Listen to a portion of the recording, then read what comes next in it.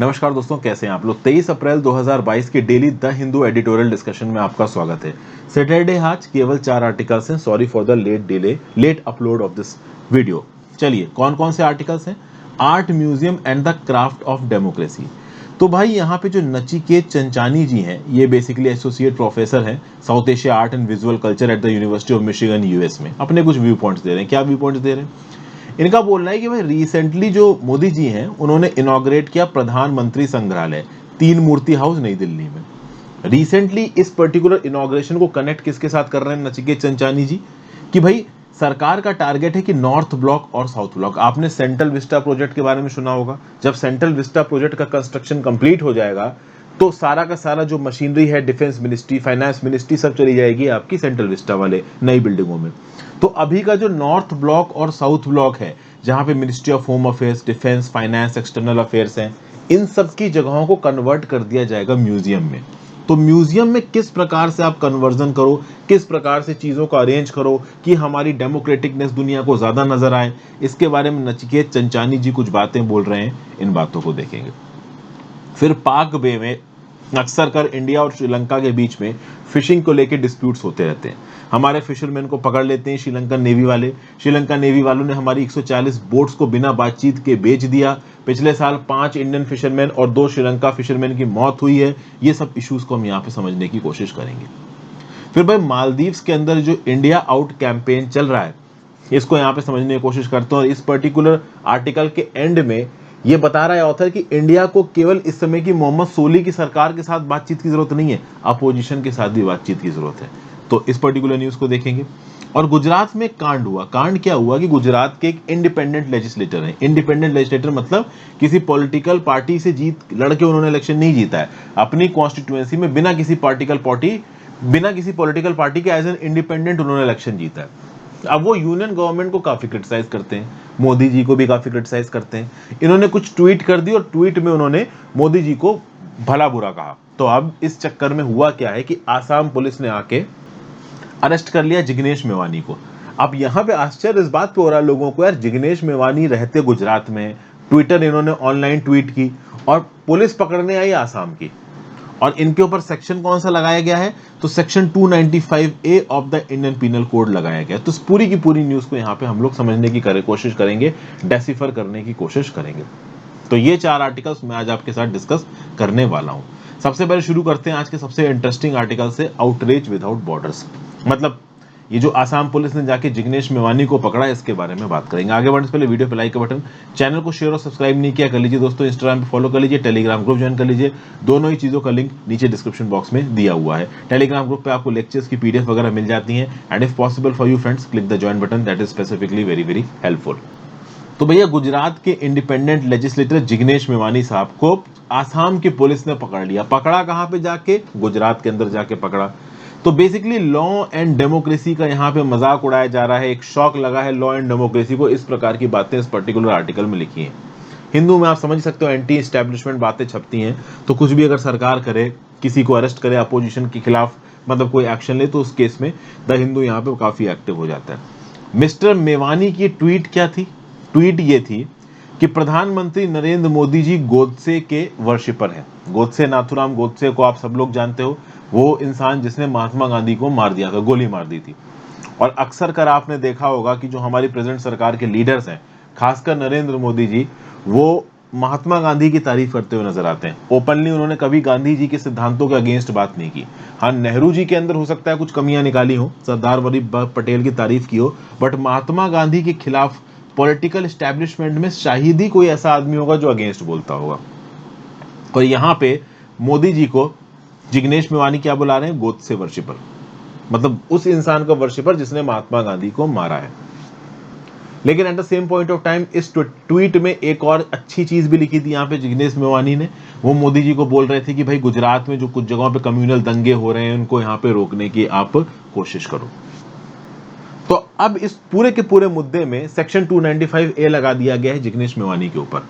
अब ऑथर यहाँ पे द हिंदू का ये बोल रहा है कि इस पूरी की पूरी ट्वीट में कहीं पे प्रधानमंत्री मोदी जी के अगेंस्ट, तो अगर पीएम के खिलाफ ये ट्वीट की थी, तो यहाँ पे ऑथर का बोलना है कि इस ट्वीट में ऐसा कुछ भी नहीं है कि भाई कम्युनल दंगे टाइप के छिड़ जाएं रिलीजन के नाम पे, लड़ाई सी होने लगी, इस टाइप का कुछ भी ट्वीट में नहीं लिखा हुआ है। ओके, लेकिन यहाँ पे पुलिस ने जो चार्जेस लगाए हैं जिग्नेश मेवानी के ऊपर, तो इन्फ्लेमेटरी स्पीच से related offences, breach of peace से रिलेटेड ऑफेंसेस, रिलीजियस फीलिंग को आउटरेज करने का ऑफेंसेस लगाया है। फिर यहाँ पे कंप्यूटर्स की हैकिंग, इस प्रकार की भी कुछ कॉन्स्पिरेसी यहाँ पे लगा रखी है। साफ साफ खास बात यहाँ पे ये है कि जो आसाम की कोकराझार डिस्ट्रिक्ट है वहां पे एफआईआर फाइल हुई है और आसाम की पुलिस गुजरात गई है, वहां से जिग्नेश मेवानी को पकड़ के आसाम की जेल में डाल रही है। तो ये थोड़ा सा एक डिफरेंट दिखा, कुछ अलग सी चीज होती हुई यहाँ पे नजर आई। तब ऑथर बोल रहा है कि इंडियन पिनल कोड का सेक्शन 295A लगाया गया है जिग्नेश मेवानी के ऊपर, जो कि तब इन्वोक किया जाता है जब आप किसी सेक्शन की रिलीजियस फीलिंग्स को वायलेट करो।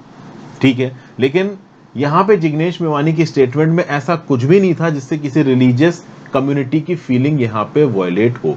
तो ओवरऑल यहाँ पे पुलिस के काम करने के तरीके के ऊपर एक क्वेश्चन मार्क उठाया जा रहा है। खास बात यहाँ पे ये कि जब आप किसी को अरेस्ट भी करते हो तो उसको फिर जुडिशियल मजिस्ट्रेट के सामने लेके जाते हो। जब जुडिशियल मजिस्ट्रेट अरेस्ट को अप्रूवल देगा, जुडिशियल कस्टडी या पुलिस कस्टडी को अप्रूवल देगा, तब जाके आप उसको अरेस्ट कर सकते हो। पुलिस कस्टडी का अप्रूवल भी यहाँ पे दे दिया गया है जुडिशियल मजिस्ट्रेट के द्वारा। तो यहाँ पे जुडिशियल मजिस्ट्रेट को इंडिपेंडेंट तरीके से काम करना चाहिए। इस प्रकार की ट्वीट्स के ऊपर अरेस्ट सही नहीं है, ये गलत बात है। जुडिशियल ऑफिसर्स को ज्यादा इंडिपेंडेंस से काम करना चाहिए, ठीक है ना। नहीं तो जो कोई भी अगर रूलिंग पार्टी में किसी के अगेंस्ट आवाज उठाएगा तो इस प्रकार से उसको पकड़ के जेल में डाल दिया जाएगा। इस प्रकार की बातें यहाँ पे बताई जा रही है। मतलब कुल मिला के यहाँ पे जो जिग्नेश मेवानी को अरेस्ट किया गया उसके अगेंस्ट बात की जा रही है इस पर्टिकुलर आर्टिकल में। ठीक है भाई, आगे बात करते हैं। Fishing for workable solutions in the Pak Bay. A pragmatic approach is the first of the option available to resolve the festering India-Sri Lanka fisheries dispute. देखिए 15 महीनों के बाद फाइनली एक अच्छी न्यूज निकल के आ रही है कि इंडिया और श्रीलंका का जो जॉइंट वर्किंग ग्रुप है फिशरीज के ऊपर, इसकी मीटिंग हुई, बातचीत हुई, और ये बातचीत वर्चुअल फॉर्मेट में हुई 25 मार्च को। ठीक है, अब ओवरऑल 15 महीने के बाद ये मीटिंग हुई है। तो अभी जो मीटिंग हुई है और इससे पहले जो मीटिंग हुई थी 15 महीने पहले, जो बीच में 15 महीने का गैप है, इसमें बहुत से अनफॉर्चुनेट इंसिडेंट हुए। जैसे कि अगर आप देखो तो जो पाक बे के रीजन में पिछले साल आप कह लो, मतलब इन 15 महीने के टाइम पीरियड में 7 फिशरमैन की मृत्यु हुई है, जिसमें से 5 तमिलनाडु के थे और 2 श्रीलंका के थे। क्योंकि कई बार क्या होता है कि जो हमारे तमिलनाडु के फिशरमैन हैं इंटरनेशनल मैरीटाइम बाउंड्री को पार कर जाते हैं। कई बार इनकी जो बोट्स हैं उसको श्रीलंकन नेवी की जो अथॉरिटीज हैं वो अरेस्ट कर लेती हैं, और लगभग 140 इंडियन बोट्स को अगर आप देखो तो अर्ली फरवरी में ऑक्शन कर दिया श्रीलंका की नेवी ने, बेच दिया, जबकि ओवरऑल बायलैटरल अंडरस्टैंडिंग के हिसाब से बातचीत यहां पे करनी जरूरी थी। फिर मैकेनाइज्ड बॉटम ट्रॉलर्स का इस्तेमाल करना, मतलब बेसिकली एक जाल सा बिछा देते हैं बोल्ट के नीचे, और वो जो जाल है वो जो ओशन की डेप्थ है उसको छूता हुआ जाता है, तो जो मरीन इकोलॉजी है, जो ओशन बॉटम्स है, उनका जो इकोसिस्टम है वो डिस्टर्ब कर जाता है। अब क्या है कि श्रीलंका में अभी भी पुराने तरीकों से फिशिंग हो रही है, ठीक है, बॉटम ट्रॉलर्स का इस्तेमाल नहीं किया जाता। तो श्रीलंका की साइड के जो फार्मर्स मच्छी पकड़ते हैं उसमें एक इन्वायरमेंटल सस्टेनेबिलिटी वाली बात आ जाती है। इंडिया के साइड के जब मछुआरे निकलते हैं तो वो बोटों से काफी हद तक मरीन इकोलॉजी को डिस्टर्ब कर देते हैं, और इंटरनेशनल मैरीटाइम बाउंड्री लाइन से जो इंडिया के तरफ का पानी है वहां पे काफी हद तक मरीन इकोलॉजी और जो फिशेस का हैबिटेट है वो डिस्टर्ब हो चुका है एक्सेसिव फिशिंग की तरफ से वजह से। और जब सिविल वॉर चल रहा था श्रीलंका में, तब ये जो तमिलनाडु के फिशरमैन थे आराम से इंटरनेशनल मैरीटाइम बाउंड्री लाइन को पार कर जाते थे, श्रीलंका के पानी में फिशिंग करते थे, वापस आ जाते थे। लेकिन चूंकि अब वहां पे सिविल वॉर खत्म हो चुका है तो अब श्रीलंका के भी जो तमिल फिशरमैन है वो फिशिंग कर रहे हैं, और ओवरऑल उनकी जो झड़प है वो यहाँ पे इंडियन फिशरमैन के साथ यहाँ पे हो जाती है। ठीक है, अब एक बड़ा इशू यहाँ पे है। Fishermen of Tamil Nadu experience a genuine problem, the lack of fishing areas consequent to the demarcation of IMBL। जून 1974 में इंटरनेशनल मैरीटाइम बाउंड्री लाइन बना दी गई। अब अगर आप देखो तो जो धनुषकोडी है और IMBL है, इसके बीच में जो डिस्टेंस है वो 9 नॉटिकल माइल्स का है, और जो देवीपट्टिनम नाम की जगह है और IMBL है उसके बीच में जो डिस्टेंस है वो 34 नॉटिकल माइल का है। मुझे पता है आपको चीज समझ में नहीं आ रही होगी यहाँ पे, इसलिए मैं आपको यहाँ पे एक नक्शा दिखाता हूँ। ये जो पर्टिकुलर लाल रंग का आपको इलाका दिख रहा है ना, ये देवीपट्टिनम है। ओके, जो लाल रंग दिख रहा है आपको ये देवीपट्टिनम है, और ये जो आपको यहाँ पे नजर आ रहा है धनुषकोडी है, बिल्कुल कोने में देखिए जो धनुषकोडी इधर दिख रहा है आपको, ठीक है ना। ये एक स्ट्रेच है इंडिया के लैंड का जो बाहर की तरफ निकल के आया है, लैंड मेन लैंड के साथ जुड़ा हुआ है आपका ये रामनाथपुरम के पास देवीपट्टिनम, और ये IMBL से काफी दूर है, 34 आप कह लीजिए नॉटिकल माइल्स की दूरी पे। और धनुषकोडी IMBL से यानी कि इंटरनेशनल मैरीटाइम बाउंड्री लाइन से केवल 9 नॉटिकल माइल्स की दूरी पे, 9 नॉटिकल माइल्स। अब आप बोलोगे सर इससे क्या पता चला? इससे पता ये चला कि भाई अगर आप fishing, Tamil Nadu marine fishing regulation act 1983 देखते हैं, तो जो भाई मैकेनाइज्ड फिशिंग बोट हैं जिसके अंदर बॉटम ट्रॉलर लगे हुए हैं, उनको जमीन से कम 3 नॉटिकल माइल बाहर जाके अपने बॉटम ट्रॉलर्स को खोलना है। मतलब कि कोस्ट से 3 नॉटिकल माइल के आगे चले जाओ तब जाके फिशिंग करो। अब यार धनुषकोडी से 9 नॉटिकल माइल तो आगे इंटरनेशनल मैरीटाइम बाउंड्री लाइन है, और इस एक्ट के हिसाब से कम 3 नॉटिकल माइल तुमको आगे जाना ही है। और फिश की चाह में जो फार्मर है वो अपनी बोट को लेके और आगे चले जाते हैं, तो उनका जो श्रीलंका के वाटर में घुसने वाला जो काम है ना, वो होना तय है यहाँ पे, ठीक है ना। ये बातें यहाँ पे बताई जा रही हैं। फिर भाई अब ये जो इशू है, अब ये इशू है भाई इकोनॉमिक। अगर इंडिया के फिशरमैन श्रीलंका के वाटर्स में फिशिंग करते हैं तो श्रीलंका के जो तमिल फिशरमैन है उनका बोलना है भाई हमारा लाइवलीहुड डिस्टर्ब हो रहा है। लेकिन जो दोनों ही तरफ लोग रह रहे हैं, नॉर्थ श्रीलंका में जो पॉपुलेशन है वो तमिल है, और तमिलनाडु में तो तमिल लोग रहते ही हैं, तो सेम लैंग्वेज है, सेम रिलीजन है, सेम कल्चर है, तो क्या ये लोग बैठ के आपस में एक दूसरे के साथ चीजों को रिजॉल्व नहीं कर सकते? भाई बिल्कुल रिजॉल्व कर सकते हैं। ह्यूमैनिटेरियन और लाइवलीहुड एंगल से चीजों को यहाँ पे रिजॉल्व किया जा सकता है। कच्चातीवू आइलैंड के बारे में मैं यहाँ पे रिपीट नहीं करूंगा। कच्चातीवू आइलैंड हमने श्रीलंका को दे दिया, हमारी पास्ट में कुछ ऐसी गलतियां नहीं है। जब हमने कच्चातीवू आइलैंड दिया था उसका उतना स्ट्रैटेजिक सिग्निफिकेंस नहीं था। आज की डेट में हमको लग रहा है कि कच्चातीवू आइलैंड ना देते तो ये इंटरनेशनल मैरीटाइम बाउंड्री लाइन वाला इशू ही नहीं आता, हमारे फार्मर्स और आगे जाके फार्मिंग वगैरह कर सकते थे। इसीलिए कहते हैं कि लीडर्स के अंदर दूरदर्शिता होनी चाहिए। कोई भी एक्शन आगे आने वाले समय में क्या आउटकम डालेगा ये जानना बहुत जरूरी है। इंदिरा गांधी जी के समय पे कच्चातीवू आइलैंड चला गया श्रीलंका के पास, आज हमें कमी खलती है कि नहीं भाई ये आइलैंड हमारे पास होना चाहिए। कुछ सर्कल्स में तो ये भी कहा जा रहा है कि शायद इंडिया श्रीलंका से आइलैंड वापस लेने की कोशिश करे, बट अपनी जमीन अब कोई वापस नहीं करता। एक बार श्रीलंका को कच्चातीवू मिल गया तो बहुत ही कम चांस है कि श्रीलंका कच्चातीवू इंडिया को लौटाएगा। वैसे श्रीलंका के पास ज्यादा लैंड इलाका है नहीं।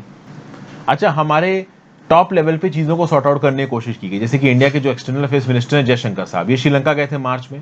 वहां पे जाके उन्होंने इस चीज के ऊपर बातचीत की, ठीक है ना, सरकार के साथ फिशिंग के रिस्पेक्ट में बातचीत की। सरकार ने बोला कि ठीक है भाई हम नेगोशिएटिंग टेबल पे बैठेंगे, अक्सर कर इसके ऊपर पे बातचीत करेंगे।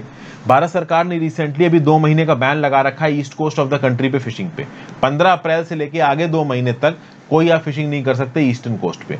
तो ये जो समय है फिशिंग बैन का, इस समय पे श्रीलंका के साथ बायलेटरली बैठ के फिशर फोल्क के जो भी सब्सटेंशियल इश्यूज हैं इनके ऊपर बातचीत की जा सकती है। ऐसी ही एक मीटिंग नवंबर 2016 में हुई थी न्यू दिल्ली में, उसके बाद से ऐसी कोई सब्सटेंशियल मीटिंग यहां पे हुई नहीं है, ठीक है। इंडियन फिशरमैन अपना रोड मैप दे सकते हैं कि भाई कैसे डीप सी फिशिंग हमारे लिए जरूरी है, इसके अलावा अल्टरनेटिव मेथड्स ऑफ फिशिंग हम लोग क्या क्या कर सकते हैं, हमें क्या मदद अवेलेबल करवाई जा सकती है सरकार की तरफ से। कुछ पॉकेट्स में तो ये भी बोला गया है कि जो भारत के फिशरमैन है वो तमिलनाडु के फिशरमैन के साथ मिलकर फिशिंग कर सकते हैं, जो भी उनका कैच है उसको बांट सकते हैं आपस में एक दूसरे के साथ। इंडियन फिशरमैन टेक्नोलॉजिकल सेंस में जो तमिलनाडु के श्रीलंका के फिशरमैन उनकी मदद भी यहाँ पे कर सकते हैं। तो ऐसी कुछ बातें यहाँ पे देखिए बताई जा रही है। फिर क्या लिखा हुआ है, to elicit a favorable response from fishermen of northern province, the Tamil Nadu fishermen have to commit themselves to a short and swift transition for which the governments in India have to come forward as a role of guarantors। तो basically अब देखिए यहाँ पे कोई concise या precise solution नहीं दे रखा है, क्योंकि मुद्दे पेचीदा है। कोई भी अपने इलाके में घुस के दूसरे को फिशिंग नहीं करना देना चाहता, और कोई भी जो हिस्ट्री से वहां पे फिशिंग कर रहा है अपने इलाके को छोड़ना नहीं चाहता। तमिलनाडु के फिशरमैन को लगता है कि हम IMBL को पास करके आगे जाके फिशिंग कर सकते हैं, श्रीलंका वाले बोलते तुम नहीं कर सकते, IMBL बन गई, इलाका हमारा है। तो अब ये जो इश्यूज है बैठ के आप बात कर सकते हो। जब आप बैठ के बातचीत करोगे तो दोनों साइड्स को कुछ कंसेशंस देने पड़ेंगे, दूसरे के लिए कुछ फायदा छोड़ना पड़ेगा। अब फायदा छोड़ने के मूड में यहाँ पे ज्यादा लोग हैं नहीं। तो अब यहाँ पे प्रैक्टिकली इंडिया के रिस्पेक्ट में क्या किया जा सकता है? सबसे खास बात यहाँ पे तो ये है कि भाई प्रधानमंत्री मत्स्य संपदा योजना, इसको प्रॉपर तरीके से तमिलनाडु में इंप्लीमेंट करो। ना केवल राज्य की सरकार, केंद्र की सरकार भी यहां पे जोर लगाए और प्रधानमंत्री मत्स्य संपदा योजना के अंदर तमिलनाडु की जो फिशरमैन कम्युनिटी है उसको मदद करने की कोशिश करे। 2 साल हो चुके हैं प्रधानमंत्री मत्स्य संपदा योजना को शुरू किए हुए, ठीक है ना। कहीं ना कहीं बेनिफिट मिला भी है तमिलनाडु के फार्मर्स को इस स्कीम से, लेकिन एक होलिस्टिक तरीके से बेनिफिट को पहुंचाने के लिए और फार्मर्स को अल्टरनेटिव मींस ऑफ लाइवलीहुड सिखाने के लिए, जैसे सी वीड कल्टीवेशन सिखाने के लिए, ओपन सी केज कल्टीवेशन सिखाने के लिए, सी ओशन रैंचिंग के लिए ट्रेनिंग वगैरह देने की जरूरत है। और राज्य की सरकार पे चीजें छोड़ना सही नहीं है, केंद्र की सरकार को भी यहां पे एक्टिवली इन्वॉल्व होना पड़ेगा। फिर इंडिया और श्रीलंका मिलके फिशरीज हार्बर्स को लेके एक मेमोरेंडम ऑफ अंडरस्टैंडिंग आपस में एक दूसरे के साथ साइन कर सकते हैं। फिर एक डीप सी फिशिंग का प्रोजेक्ट, जिसमें नॉर्थ श्रीलंका के नॉर्दर्न प्रोविंस के जो फार्मर्स हैं वो तमिलनाडु के फार्मर्स के साथ मिलके कोऑपरेट करें, ज्वाइंट तरीके से फिशिंग करें, ये सब बातें भी यहाँ पे की जा रही हैं।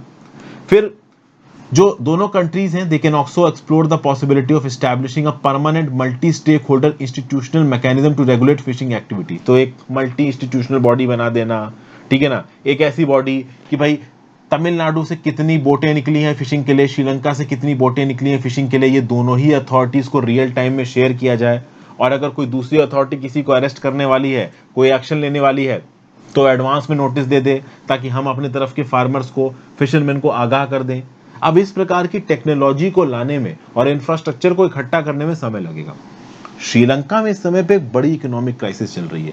उनकी इकोनॉमिक क्राइसिस इतनी बड़ी है कि शायद वो यहाँ पे फिशरीज वाले इशू पे फोकस ना करें, लेकिन हम चाहते हैं कि हम जल्दी से जल्दी इस फिशरीज के इशू को बायलैटरली इंगेज करके खत्म कर दें। लेट्स सी पाक बे में इस प्रकार की चीजों को सॉर्ट आउट किया जा सकता है, बिल्कुल सॉर्ट आउट किया जा सकता है। और अगर पाक बे में हम इस चीज को सॉर्ट आउट कर पाते हैं तो आगे आने वाले समय में बाकी कंट्रीज के साथ भी ओवरऑल जो फिशिंग राइट्स को लेकर इशूज है हम उसको सॉर्ट आउट कर पाएंगे। हालांकि जो दूसरा इशू है मेजर, वो पाकिस्तान के साथ है, और पाकिस्तान के साथ चीजों को रिजॉल्व करना आप समझ ही सकते हो कितना मुश्किल है। फिर different narratives, India must build ties with all political factions of the Maldives while helping it meets it need. देखिए भाई, मालदीव्स की सरकार ने डिसीजन इंप्लीमेंट किया है कि जो भी मालदीव्स की अपोजिशन ये इंडिया आउट प्रोटेस्ट चला रही है, इसको हम बैन कर देंगे। इब्राहिम सोली इस समय पे मालदीव्स के प्रेसिडेंट हैं, वो बहुत हद तक प्रो इंडिया है, इंडिया के उनके साथ रिश्ते बहुत अच्छे हैं। लेकिन पिछले 2 सालों में ये देखा जा रहा है कि जो फॉर्मर प्रेसिडेंट है अब्दुल्ला यमीन, जो कि अपोजिशन को यहाँ पे लीड कर रहे हो, जब अब्दुल्ला यमीन प्रेसिडेंट थे उस समय पे चाइना के साथ मालदीव्स के रिश्ते बहुत अच्छे थे।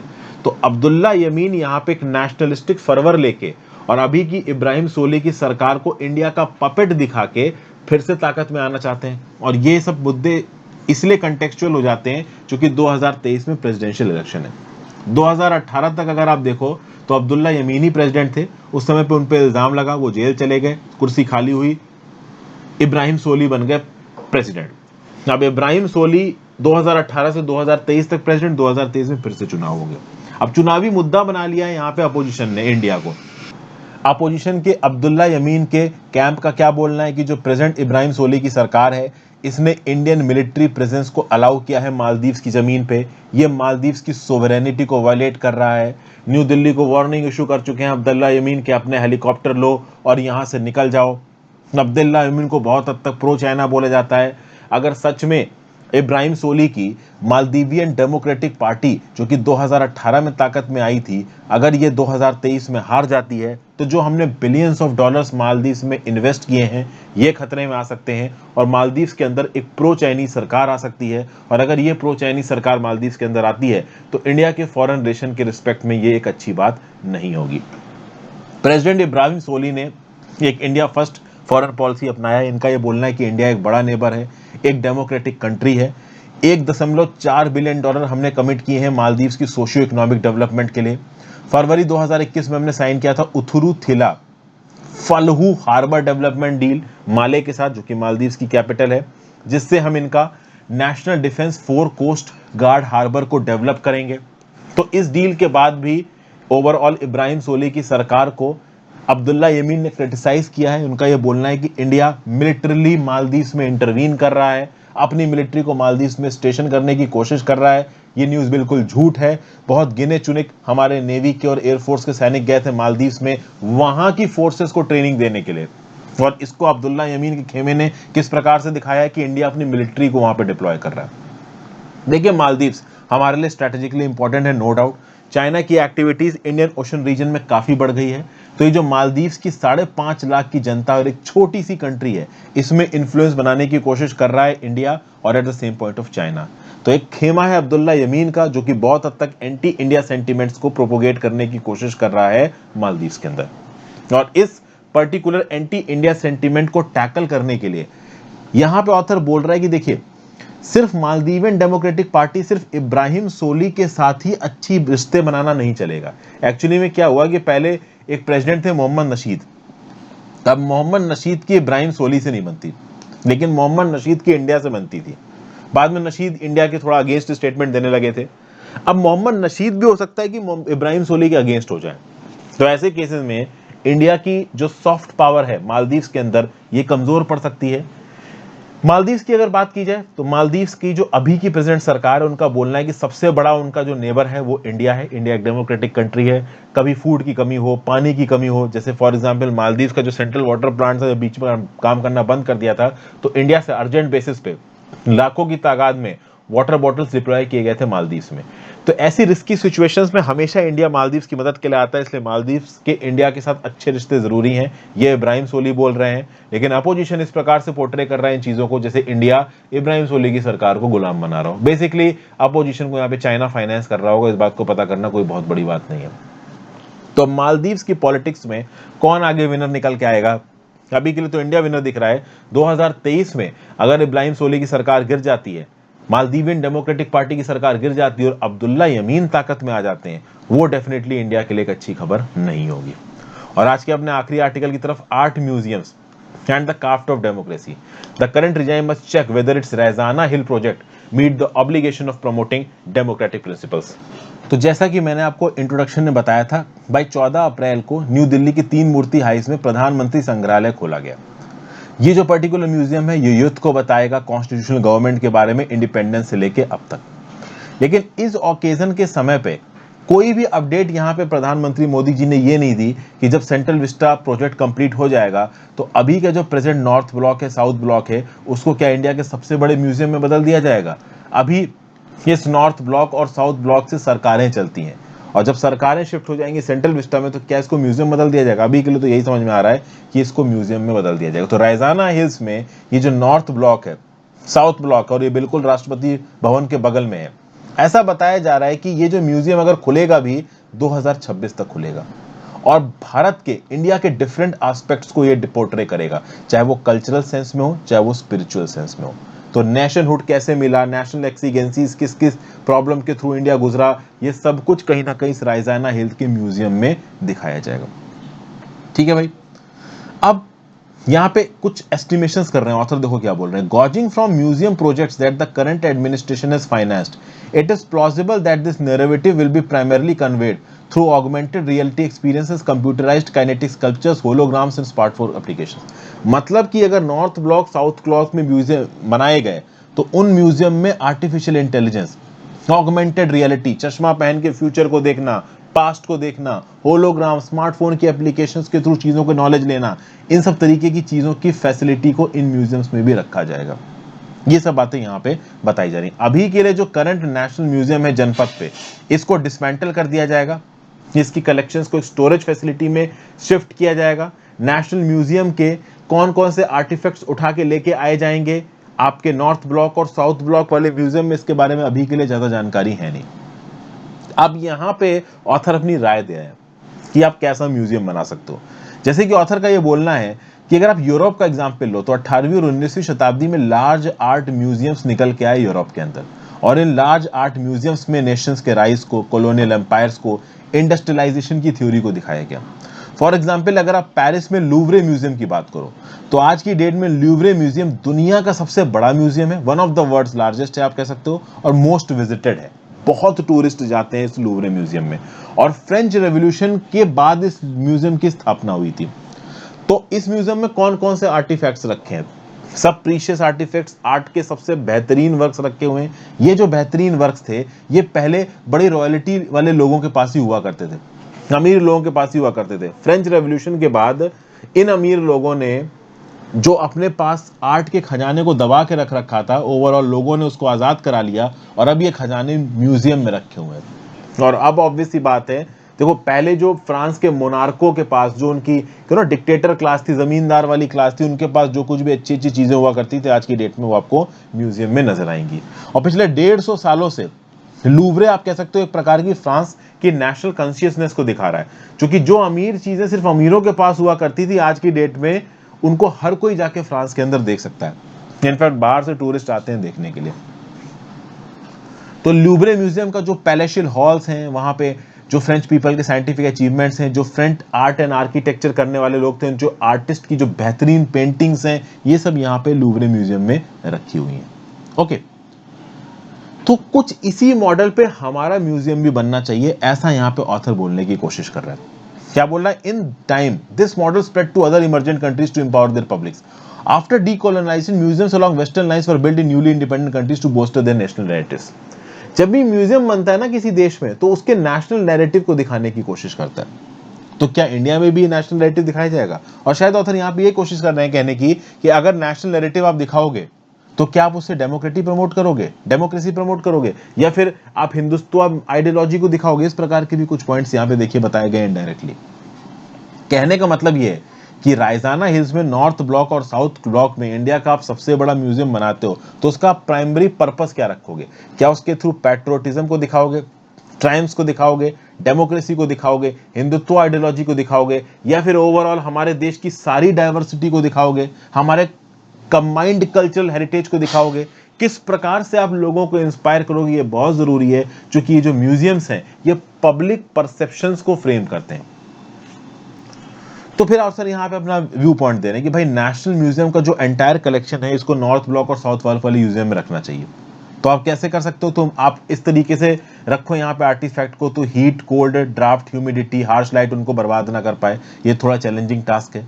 फिर आप क्या करो कि भाई हर तबके के लोगों के लिए जो महंगी चीजें हैं वो उनको प्रॉपर तरीके से डिस्प्ले होनी चाहिए। पहले क्या हुआ करता था कि जो बिल्कुल प्रिविलेज चीजें थी वो कुछ ही लोग देख सकते हैं। आज भी ऐसे कुछ प्रिविलेज आर्टिफैक्ट्स हैं पुराने जो कि हमारे बड़े बड़े डिग्निटरीज दे सकते हैं, लेकिन आम आदमी नहीं दे सकते हैं, तो उनको आम आदमी को आप दिखाओ।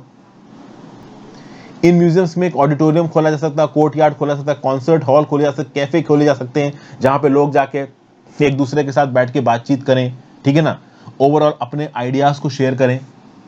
मतलब नेशनल म्यूजियम के जो कलेक्शंस है ना, उसको कुछ इस प्रकार से आप डिस्प्ले करो नॉर्थ और साउथ ब्लॉक वाले म्यूजियम्स में कि वो ओवरऑल हमारे डेमोक्रेटिक पर्सपेक्टिव को डिस्प्ले करें और किसी भी प्रकार की हायरार्की ना बनाए। कितना भी प्रिविलेज्ड सेट हो वो आम जनता देख पाए। तो म्यूजियम में क्या कर सकते हैं, एक गैलरी बना सकते हो जहां पे आप कॉन्टैक्ट को हाईलाइट करो among and between ancient civilisations of Mesopotamia and Rigveda. फिर writers and statutory explaining entanglements between Achaemenid Persepolis and Mauryan Pataliputra, ये आप सेकंड गैलरी में रख सकते हो। मतलब जो आपका मौर्यन पाटलिपुत्र के बीच में और एक्मेनिड पर्सेपोलिस के बीच में जो कलेक्शंस हैं, जो कनेक्शंस हैं, वो दिखा सकते हो। तीसरी गैलरी में आप हाउस कॉइन्स और पोर्ट्रेट रख सकते हो कुशानों की, ठीक है ना। तो चौथे ग्रुप में आप टेक्सटाइल और वुड क्रेविंग्स रख सकते हो, पुराने समय के ट्रेडर्स का जो कि अफ्रीका और गुजरात में ट्रेड करते थे। पांचवी गैलरी बना सकते हो जहां पे आप माइक्रो आर्किटेक्चरल एंसेम्बल्स और लेदर पेपेट्स रख सकते हो जो कि बे ऑफ बंगाल में ट्रेड वगैरह किए जाते थे। छठे रूम में आप ये रख सकते हो, सातवें रूम में आप ये रख सकते हो। तो इस प्रकार के कुछ आइडियाज, कुछ सजेशंस यहाँ पे ओवरऑल ऑथर ने दिए हैं। और इन पर्टिकुलर म्यूजियम्स के थ्रू फ्यूचर में एक इनोवेटिव लेबोरेटरी, एक थिंकिंग लेबोरेटरी बनाने की कोशिश की जा रही है। जो अलग अलग लोग हैं वो हिस्ट्री को उस म्यूजियम के थ्रू पढ़ें, उसमें अपने जो भी जेन्युइन इंसाइट्स हैं उसको दें और हिस्ट्री की एक अच्छा डेसिफरमेंट हम इससे कर पाएं। ये भी यहाँ पे ऑथर बोलने की कोशिश कर रहा है। यहाँ पे हर धर्म के कंट्रीब्यूशन को दिखाया जाए, केवल हिंदुत्व ही नहीं, माइनॉरिटीज ने भी ओवरऑल हमारे देश के कल्चरल डेवलपमेंट, आज़ादी में क्या किया है, ये सब यहाँ पे दिखाया जाना चाहिए। तो बेसिकली नॉर्थ और साउथ ब्लॉक की बिल्डिंग को आप इस प्रकार से देश के सबसे बड़े म्यूजियम में रीमॉडल करो कि वो आगे आने वाली पीढ़ियों के लिए एक एग्जाम्पल बन जाए, ठीक है ना। और हर चीज को पोर्ट्रे करो, कैसे ब्रिटिशर्स आए, कैसे ब्रिटिशर्स को हरा के हम जीते, हमारे कल्चर में कैसे इंटरमिंगलिंग हुई, जो गलत चीजें हुई उनको नेगेटिव तरीके से दिखाओ ताकि हम फिर से उन गलत चीजों की तरफ ना जाएं, जैसे कि कम्युनलिज्म हो गया, कास्टिज्म हो गया, वुमेन के अगेंस्ट जो डिस्क्रिमिनेशन हो गया, इनके अगेंस्ट चीजें पोर्ट्रे होनी चाहिए इन म्यूजियम्स के अंदर। तो ये सब बातें ओवरऑल यहाँ पे बता रखी है नचिकेत चंचानी जी ने, ठीक है। अब इन आइडियाज को मुझे लगता नहीं कि ज्यादा कहीं क्वेश्चंस में यूज किया जाएगा एग्जाम वगैरह में, बट ठीक है, आज एडिटोरियल में छपा था तो मैंने आपके साथ डिस्कस कर लिया। So thank you for watching friends. Video को लाइक और शेयर करके जाइएगा। इंस्टाग्राम पे फॉलो कर लीजिए, टेलीग्राम ग्रुप ज्वाइन कर लीजिए। टेलीग्राम ग्रुप पे आपको लेक्चर्स की पीडीएफ वगैरह मिल जाती है। इंस्टाग्राम पे मैं कोशिश करूंगा आपके साथ जुड़ने की, और if possible for you friends click the join button, that is specifically very helpful. Have a great day friends, goodbye, ध्यान रखिए अपना, पढ़ते लिखते रहिए।